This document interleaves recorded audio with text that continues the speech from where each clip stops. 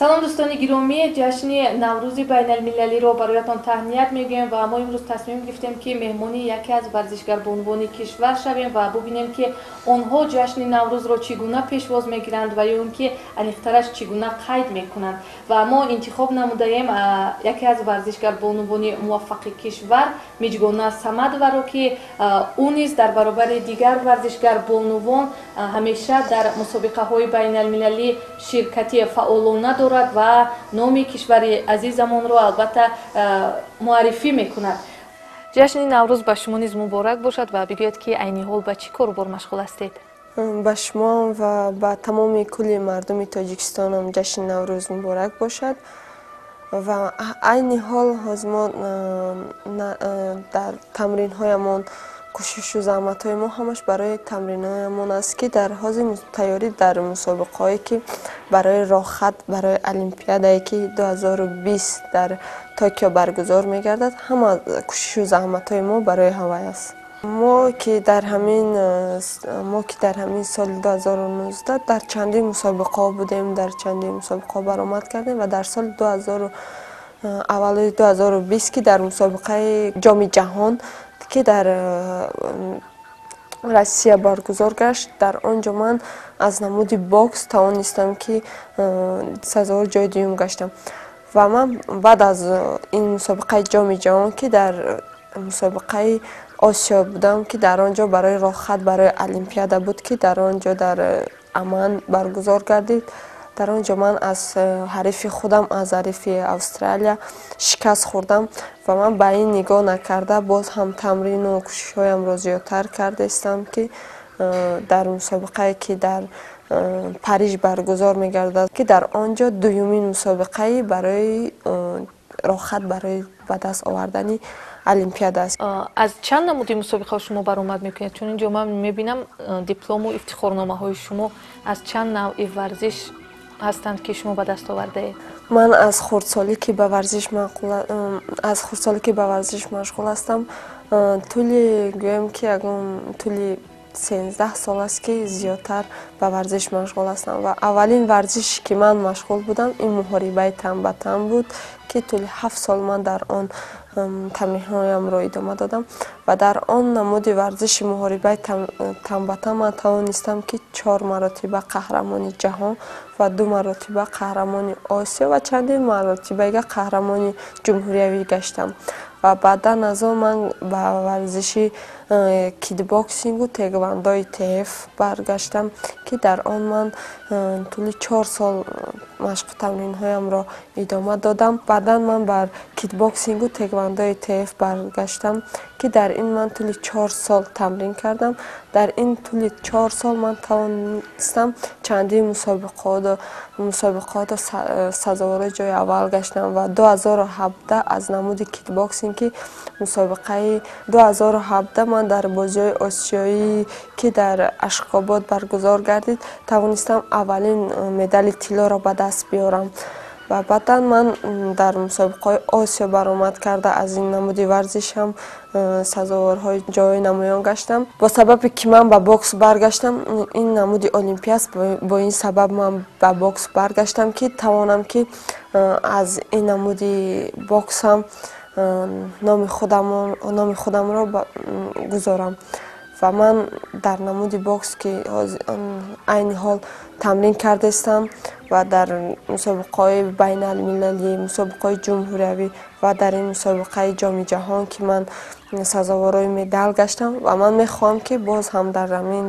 در همین مسابقه که جهانی برگزار میگردد در همین سزاواری جا گردم. بگوید که شما جشن نوروز را چگونه پیشواز میگیرید و یک روز نوروزی شما چگونه سپری میگردد؟ جشن نوروز این عید ملی هر یک مردم تاجیک است.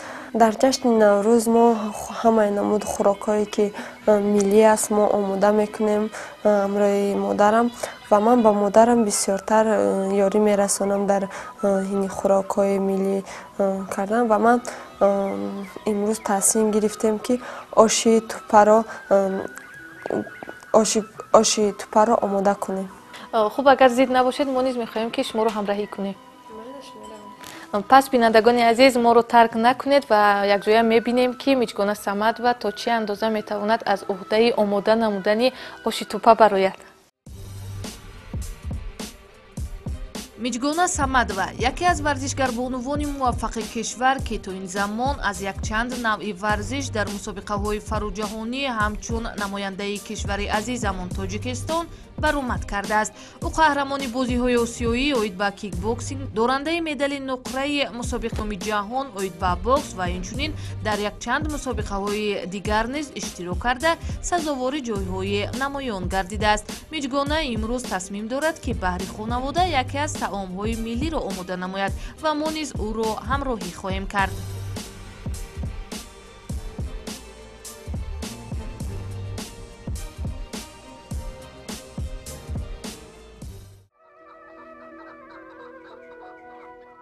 чуноне худи миҷгона болотар гуфт, ӯ имрӯз барои хонавода оши тупа омода мекунад. оши тупа ва ё оши бурида низ яке аз хӯрокҳои миллӣ ба шумор рафта дар хони наврӯзӣ низ ҷой дорад. вале новобаста аз ҷашни баҳор наврӯз ин хӯрокро мардуми тоҷик ҳамеша омода мекунанд.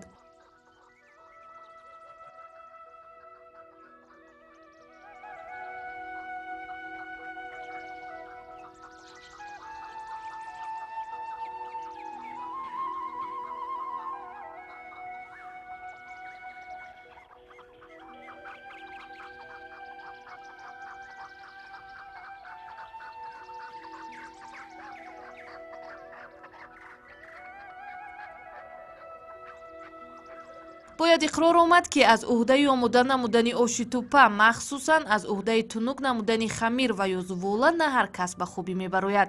вале миҷгона фикр мекунам аз ӯҳдааш баромада истодааст. ӯ мегӯяд ман бештар аз пайи тамрину таҳсил кардан ҳастам, аз ин рӯ барои машғул шудан ба кори хона камтар вақт меёбам. вале кӯшиш мекунад ки дар вақтҳои холигӣ ба модараш кӯмак намояду баъзе аз нозукиҳоро омӯзад.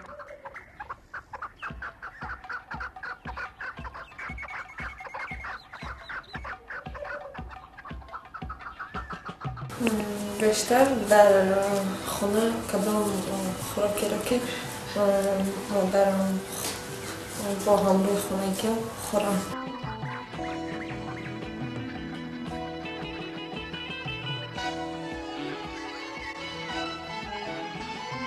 من از بس که ما در تمرین هستیم از این بس بیشتر در خونه مادرم و وقتی خودم با مادرم یاری میرسونم.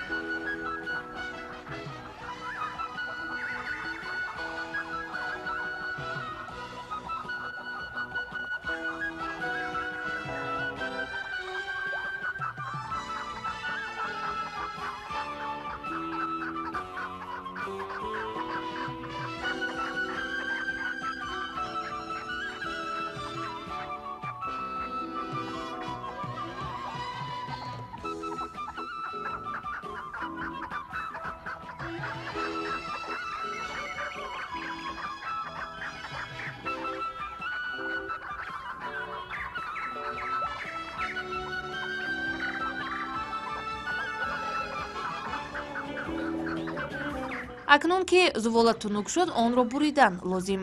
одатан ду навъи буриши он мавҷуд аст ва миҷгона бошад феълан ба таври чоркунҷа онро мебурад.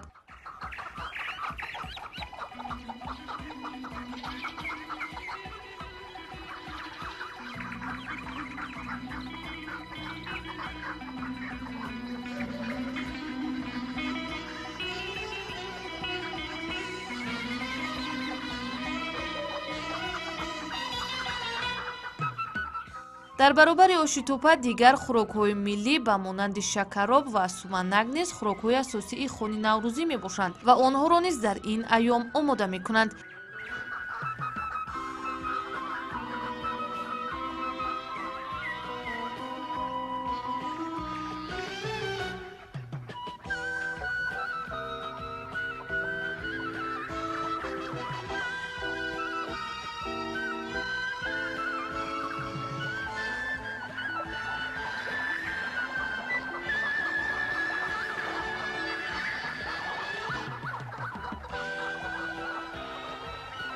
илова намудани лӯбиё ва пудина ба хӯрок боз ҳам лаззати дигар мебахшад. бо фарорасидани фасли баҳору сабзидани гиёҳҳои шифобахш махсусан пудина, кадбонувони тоҷик бо истифода аз он боз якчанд хӯрокҳои дигарро низ омода мекунанд, ки ин барои беҳтар кардани солимии бадан манфиатбахш мебошад. барои варзишгарон низ истеъмоли онҳо аз фоида холӣ нест.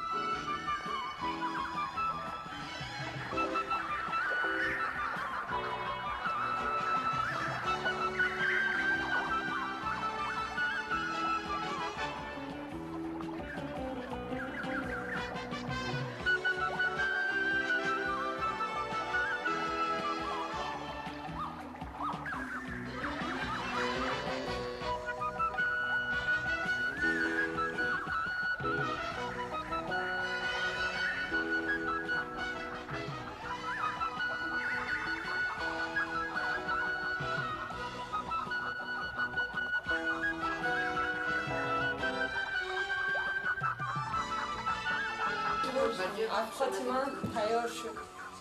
Шумо баҳо диёред.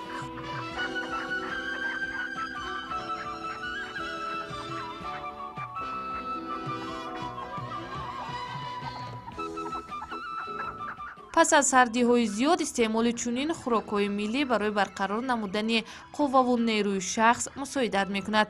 тӯли чанд лаҳзае ки миҷгонаро дар омода намудани хӯрок ҳамроҳӣ кардем, боварамон шуд ки ӯ низ аз дигар бонувон кам несту ҳунари волои омода намудани хӯрокро низ дорад.